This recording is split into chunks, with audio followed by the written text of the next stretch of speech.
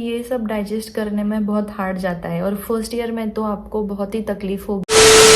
So hey guys, this Apeksha and welcome back to my channel Medic Next. तो BHMS AYUSH ministry के under एक course आता है that is bachelors of homeopathic medicine and surgery. और देखा जाए तो आजकल बहुत सारे बच्चे इस कोर्स की तरफ ऑप्ट कर रहे हैं, बट कहीं ना कहीं सबके दिमाग में एक थॉट आता है कि क्या BHMS वर्थ इट है, क्या BHMS करने के बाद हम एक अच्छे डॉक्टर बन सकते हैं या नहीं। तो रिसेंटली मैं बहुत सारे कमेंट्स के अक्रॉस जा रही हूँ जिसमें वो लोग मुझे बोल रहे हैं कि उन्हें ये कॉलेजेस अलॉट हो चुका है, तो congratulations to everyone on that.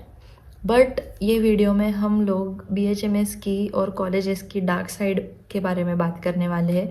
तो if you are not ready for this video you can skip it. तो हाँ, BHMS करने के बाद आप एक डॉक्टर ज़रूर कहलाते हो, बट एक अच्छा डॉक्टर बनने के लिए आपका पेशेंट के साथ इंटरेक्शन होना, आप पेशेंट को कैसे ट्रीट कर रहे हो, ये सब देखना स्टूडेंट लाइफ में बहुत ज़्यादा इंपॉर्टेंट होता है। और सैड सी बात है, बहुत सारे प्राइवेट कॉलेजेस में आपको क्लिनिकल एक्सपोजर नहीं मिलता है, दैट इज़ पेशेंट फ्लो ही नहीं होता है कॉलेज में।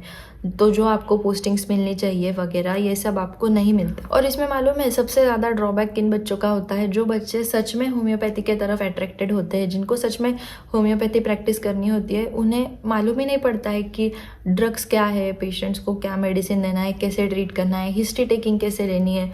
तो इसमें आपका बहुत बड़ा ड्रॉबैक होता है। सेकेंड है डिसेक्शन। तो बहुत सारे कॉलेजेस में बच्चों को कैडेवर देखने को ही नहीं मिलता है, दैट इज़ जो प्रैक्टिकल पार्ट में आपने एनाटॉमी पढ़नी चाहिए वो आपको पढ़नी नहीं मिलेगी। जो प्रैक्टिकली आपने देखना चाहिए कि डिसेक्शन कैसे होता है, विसेरास कैसे होते हैं, मसल्स कैसे होते हैं, ये आपको देखने नहीं मिलेगा। और तो और विसेरास आई मीन ऑर्गन्स अगर आपके कॉलेजेस में है तो बहुत अच्छी बात है, नहीं तो यहाँ पर भी you will have to compromise. अब कैसा होता है, इन सब चीज़ों में आपकी गलती बिल्कुल भी नहीं होती। लाइक बच्चे और बच्चों के पेरेंट्स तो ये होप में एडमिशन लेते हैं कि इस कॉलेज से पढ़कर मेरा बेटा मेरा बेटी अच्छी डॉक्टर बनेगी, बट कॉलेज के अंदर क्या चलते होता है ये बहुत सारे लोगों को पता ही नहीं होता है। Fake IPD patients, fake OPD patients, ये सब दिखाना अभी कॉलेजेस के लिए बहुत कॉमन हो चुका है। और इसमें बच्चे भी कुछ कर नहीं सकते, मतलब वो देखेंगे, ऑब्जर्व करेंगे, बट कुछ नहीं कर पाएंगे। इसीलिए मैं अपने वीडियोस में हमेशा बोलती रहती हूँ कि कॉलेज सिलेक्ट करते टाइम एक अच्छा कॉलेज सिलेक्ट करना बहुत इंपॉर्टेंट होता है। अभी तीसरी बात आती है इसमें यूनिवर्सिटी रिलेटेड प्रोग्राम। अब कुछ कॉलेजेस सच में बहुत मेहनत करते हैं कि वो अपने कॉलेज का नाम अच्छा करने के लिए या फिर मतलब अपने कॉलेज के डेवलपमेंट के लिए सच में बहुत काम करते हैं, बट कुछ कॉलेजेस उनको यूनिवर्सिटी के प्रोग्राम से भी कुछ लेना देना नहीं होता है। बहुत सारे कॉलेजेस यूनिवर्सिटी रिलेटेड प्रोग्राम्स भी कंडक्ट नहीं करते हैं। तो इसमें भी एक ऐसा है कि आपकी जो ग्रोथ है वो कहीं ना कहीं रुक जाती है। और इसके साथ साथ है एक्स्ट्रा करिकुलर एक्टिविटीज़ और स्पोर्ट्स। अगेन कुछ कॉलेजेस में बहुत अच्छे से होता है और कुछ कॉलेजेस में नहीं होता है और कुछ कॉलेजेस में ना के बराबर। So we can do anything in that, यहाँ भी you will have to compromise. अब बात आती है एकेडमिक्स की।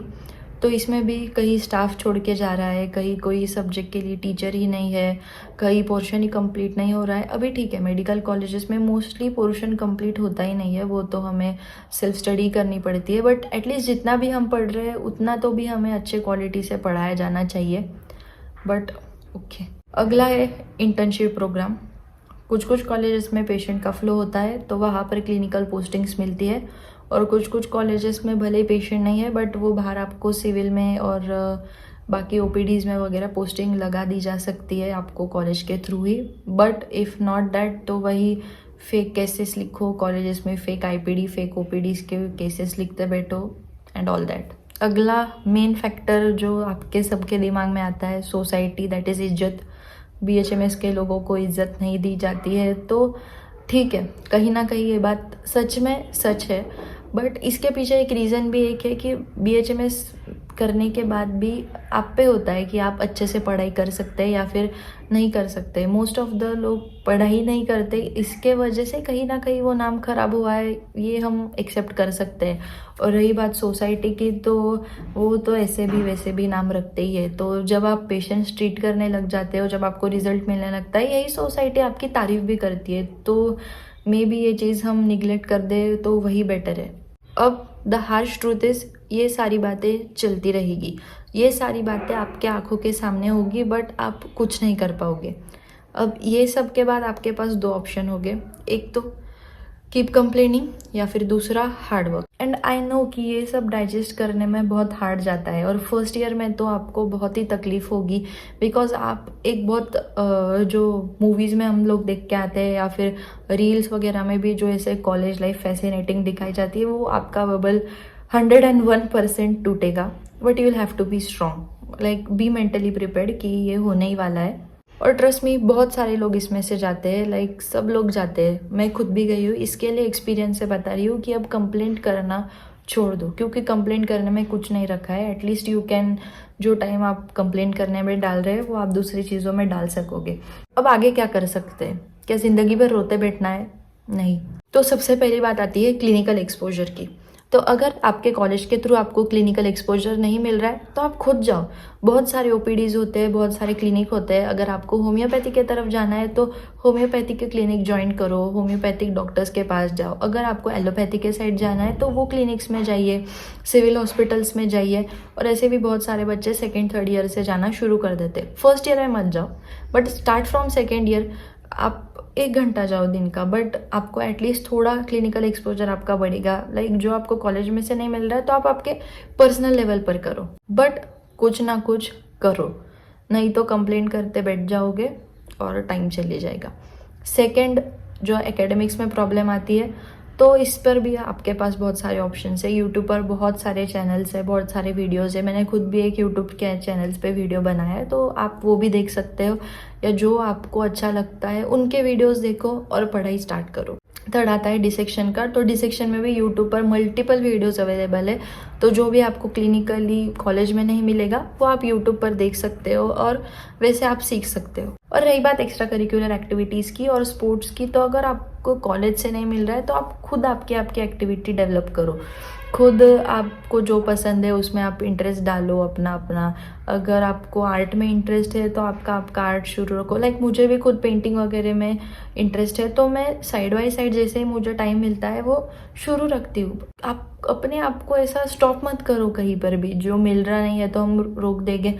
मैं मानती हूँ कहीं ना कहीं वो ब्लॉक आपको आएगा और आप डिप्रेस होगे, बट ठीक है, प्रोसेस के साथ साथ उठो और वापस से स्टार्ट करो।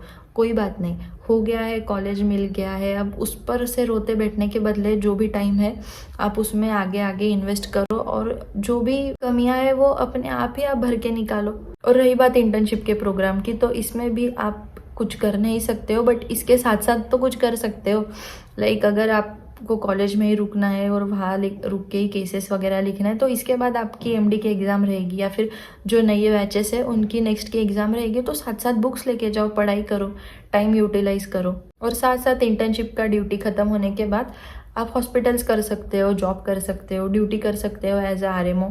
सो बहुत सारे ऑप्शंस है साथ साथ, क्योंकि अब इस फील्ड में आप डॉक्टर बनने आए हैं तो डोंट लुक बैक। अभी इसके बाद आपको अच्छा ही बन के निकलना है, ना कि रोते बैठे हुए वही के वही रहना है, क्योंकि इसमें आपकी गलती है ही नहीं। आप कर ही क्या सकते हो कॉलेजेस के बारे में, बट अभी जो भी हुआ है वो भूल के जो आपके पास आगे ऑप्शंस है आप उसमें इनकरेज कर सकते हो खुद को। क्योंकि अब इसके बाद जो भी करना है आपको खुद करना है, खुद ही लड़ना है। और कभी कभी अगर ज़रूरत पड़े तो खुद को ऐसा भी मोटिवेट कर लिया करो कि ठीक है, अगर मैं नीट में कहीं ना कहीं कम पड़ गई हूँ तो मैं अभी ज़्यादा मेहनत करूँगी, अभी वो गैप मैं फिल करके निकालूंगी। लाइक इसके बाद तुम होम्योपैथी प्रैक्टिस करो, एलोपैथी प्रैक्टिस करो, जो भी प्रैक्टिस करो आपकी मर्जी, बट एक डॉक्टर अच्छा बनो। हाफ नॉलेज के साथ डॉक्टर मत बनो। जो भी है तुम्हारी इज्जत तुम्हारे खुद के हाथ में है। अगर तुम्हारे पास नॉलेज ही नहीं रहा तो लोग सच में इज्जत नहीं करेंगे। और रही बात पैसों की, तो पैसे के पीछे भागना बंद करो। बहुत सारे लोग जल्दी जल्दी पैसे कमाने के चक्कर में पढ़ाई करना छोड़ देते हैं, क्योंकि नॉलेज आपको आगे नहीं मिलने वाला। जो है वो ये 4 साल में आपको पढ़ना है। तो इसके लिए एक स्किल्ड डॉक्टर बनो और अच्छा डॉक्टर बनो। और मेरी एक बात हमेशा याद रखना आज के आगे और कभी भी, कि कोई भी पैथी गलत नहीं होती है, गलत होता है तो कहीं ना कहीं colleges. So this was about today's video. I hope आपको वीडियो इन्फॉर्मेटिव लगी हो, और आई नो कहीं ना कहीं आपको कहीं तो भी हर्ट हुआ होगा, बट ठीक है, सब हो जाएगा, सब अच्छे से होगा। You keep studying and you keep practising. बाकी अगर आपको वीडियो हेल्पफुल लगी हो तो do like, share, comment and subscribe, and I will see you guys in next video.